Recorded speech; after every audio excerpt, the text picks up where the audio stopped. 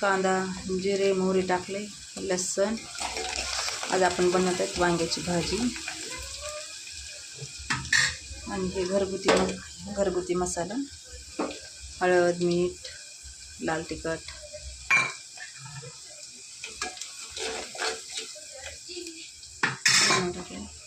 आणि आपला हे वाटलेला मसाला.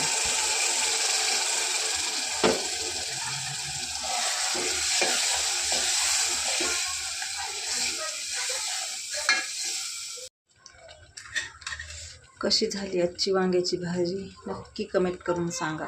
आणि लाईक करायला विसरू नका. प्लीज लाईक करत जा ना जरा.